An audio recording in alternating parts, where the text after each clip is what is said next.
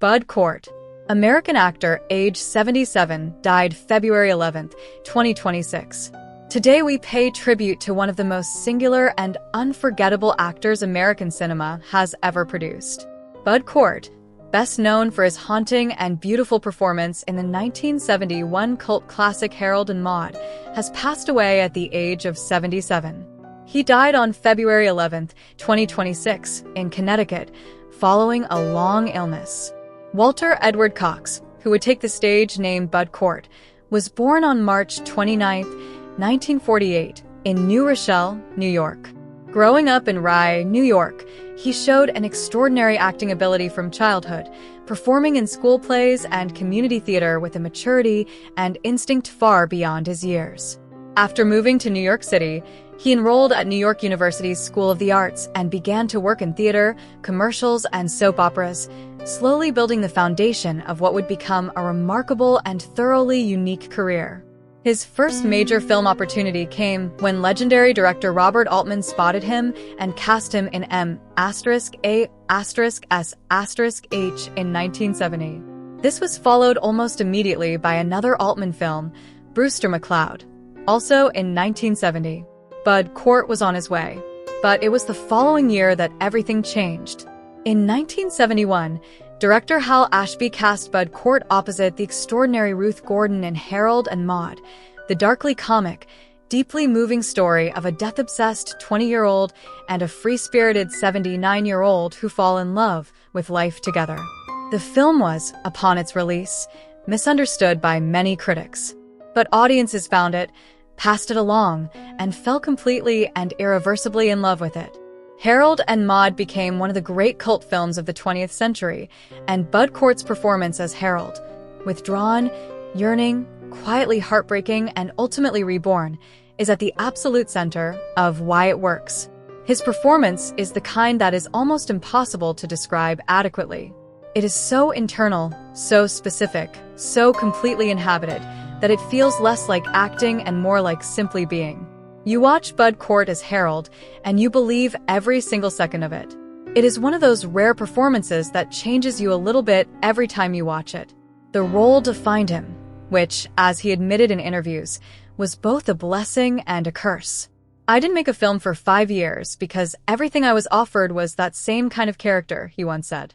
But he refused to be typecast, and over the following decades, he built a rich and varied body of work, appearing in Kevin Smith's Dogma as God in Disguise, in Wes Anderson's The Life Aquatic with Steve Zissou, in And the Band Played On, and in numerous other films and television projects.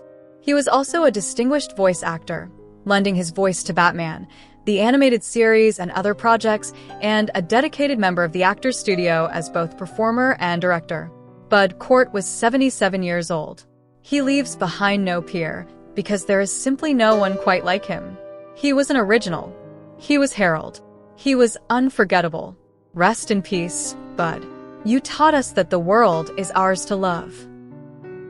Valentino Garavani, Italian fashion designer, age 93, died January 19, 2026. Today we pay tribute to a man who is not merely a fashion designer but a genuine artist, a creator of beauty who changed the way the world's most remarkable women dressed for over half a century. Valentino Garavani, the Italian couturier known simply as Valentino, passed away peacefully at his home in Rome on January 19, 2026, at the age of 93, surrounded by the people who loved him. Valentino Clemente Ludovico Garavani was born on May 11, 1932, in Voghera, a small town in the Lombardy region of northern Italy. From the very beginning, his life was defined by beauty. As a child, he was captivated by cinema, by glamour, by the image of perfectly dressed women on the silver screen. "I was crazy for the silver screen," he once said. "I was crazy for beauty." That passion would never leave him.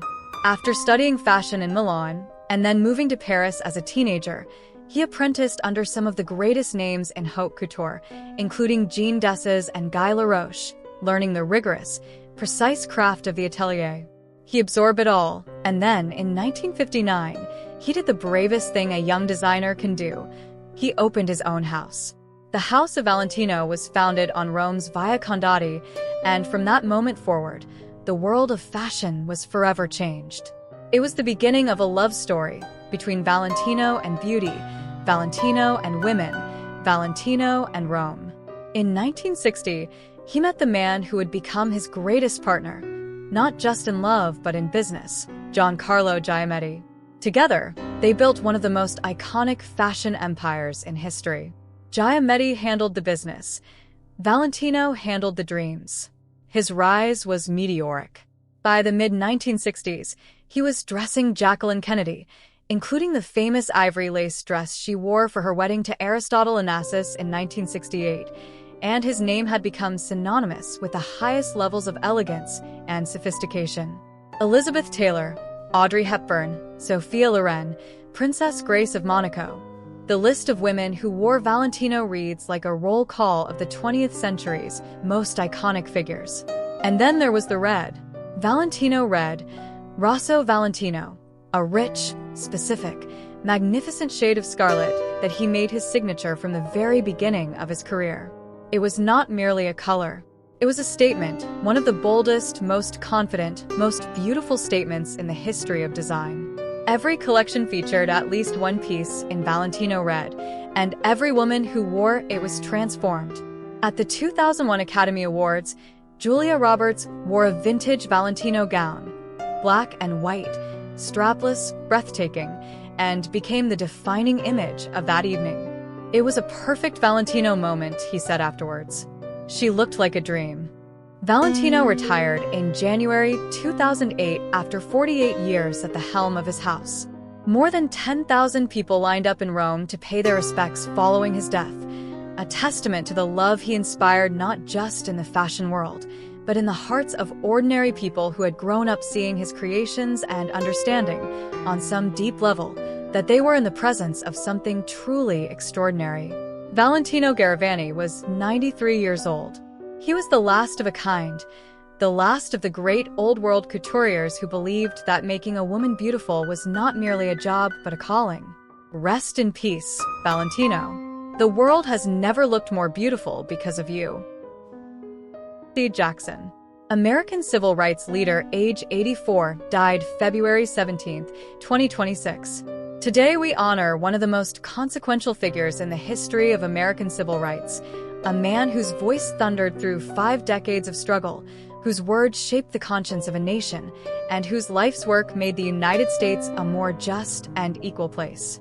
The Reverend Jesse Louis Jackson Sr. passed away on February 17, 2026, at the age of 84. He had been hospitalized in the weeks leading up to his death, battling progressive supranuclear palsy, a rare neurological condition he had been diagnosed with years earlier. Jesse Louis Burns, who would later take the surname Jackson, was born on October 8, 1941, in Greenville, South Carolina. He grew up in the Jim Crow South, where segregation was the law and the daily reality of life for Black Americans. Those early experiences of injustice, the signs above water fountains, the back of the bus, the schools that told Black children they mattered less, did not crush Jesse Jackson. They ignited him. As a young man, Jackson became deeply involved in the civil rights movement, and it was through this work that he came into the orbit of the towering figure who would define his early life. The Reverend Dr. Martin Luther King Jr. Jackson became one of King's most trusted lieutenants, working with the Southern Christian Leadership Conference and organizing direct action campaigns across the South. He was present at the Lorraine Motel in Memphis on April 4, 1968, when Dr. King was assassinated, a moment that would define the rest of Jackson's life. In the years following King's death, Jackson emerged as one of the most powerful and influential voices in American public life. He founded Operation Push in Chicago in 1971, People United to Save Humanity, an organization dedicated to economic empowerment and civil rights for Black Americans. His ability to organize, to negotiate, and to speak with an eloquence and moral force that few could match made him a figure of genuine national significance. His rhetorical gifts were extraordinary. Jesse Jackson spoke in a way that moved people, that made them feel the weight of history and the urgency of the present simultaneously. His famous speech at the 1984 Democratic National Convention, in which he coined the phrase, "Our flag is red, white, and blue, but our nation is a rainbow," is considered one of the greatest political speeches in modern American history. He ran for the Democratic presidential nomination in both 1984 and 1988, becoming the second African American to mount a major campaign for the presidency and winning millions of votes and several state primaries in the process. In 1986, he founded the Rainbow Coalition, later merged with Operation Push to form the Rainbow/Push Coalition, continuing his advocacy for working people, minorities, and the poor. Jesse Jackson was not without controversy. His career was long and complex, and he attracted criticism as well as admiration. But his impact on the arc of American history is undeniable. He registered millions of new voters. He negotiated the release of hostages and American prisoners abroad on multiple occasions. He marched, he organized, he spoke, and he never stopped fighting. He was 84 years old. He leaves behind a family, a nation that he helped to shape, and a legacy that will be debated and celebrated for generations. Rest in peace, Reverend Jackson. You kept hope alive. Chuck Norris. American actor and martial artist, age 86, died March 19, 2026. Today we say goodbye to a man who became something more than an actor. He became a symbol, an icon, a legend so deeply embedded in popular culture that his name became its own punchline, its own mythology, its own shorthand for toughness. Chuck Norris, the American actor, martial artist, and cultural phenomenon, has passed away at the age of 86. His family confirmed his death on March 20, 2026, following a sudden hospitalization in Hawaii. They described his passing as the loss of someone who is not just a beloved father and husband, but a man whose values, discipline, faith, perseverance, defined everything he did. Carlos Ray Norris was born on March 10, 1940, in Ryan, Oklahoma, into a modest family that moved frequently during his childhood. Quiet and reserved by nature, Norris struggled with shyness as a young man. Not exactly the profile you might imagine for the man who would become one of the most famous action stars in the world. But life has a way of revealing what people are made of. After graduating from high school, Norris enlisted in the United States Air Force and was stationed in South Korea. It was there, at the age of 18, that he encountered Tang Soo Do, a Korean martial art, and his life changed entirely. He threw himself into training with a total dedication that would become the defining characteristic of everything he did.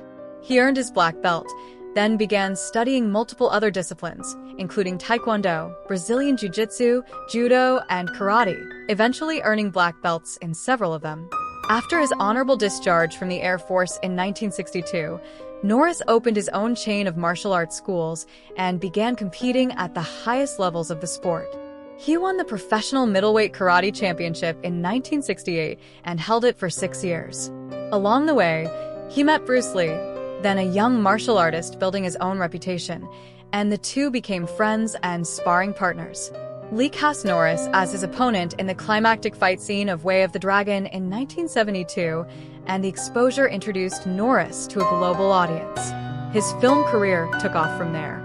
He starred in a string of action films throughout the 1970s and 1980s. Good Guys Wear Black, A Force of One, Code of Silence, Missing in Action, The Delta Force, establishing himself as one of the premier action stars of his era. He was not a conventional movie star. He was never particularly interested in being one. What he was genuinely authentic. When Chuck Norris threw a kick on screen, it was real. When he expressed a value, it was one he actually held. Then came Walker, Texas Ranger, which premiered in 1993 and ran for 8 seasons, becoming one of the most successful action dramas in television history. Norris as Cordell Walker, the principled, quietly heroic Texas Ranger, became a staple of American television. The show was watched by tens of millions of viewers and made Norris a household name in countries around the world. And then, of course, the internet happened. The Chuck Norris Facts meme, a series of increasingly absurd, hyperbolic jokes about his supposed superhuman abilities, swept the world in the mid-2000s and transformed him into a genuine cultural phenomenon. He took it with remarkable good humor and even participated in several winking parodies of his own legend. Behind all of it was a man of deep faith, a committed Christian who wrote about his beliefs, supported causes he cared about, and lived according to a personal code of honor that was entirely consistent with the characters he spent his career playing. Chuck Norris was 86 years old. He leaves behind his beloved wife, Gina, his children, and a legacy that will continue to inspire and make people smile for generations to come. Rest in peace, Chuck. The world was always a little safer knowing you were in it.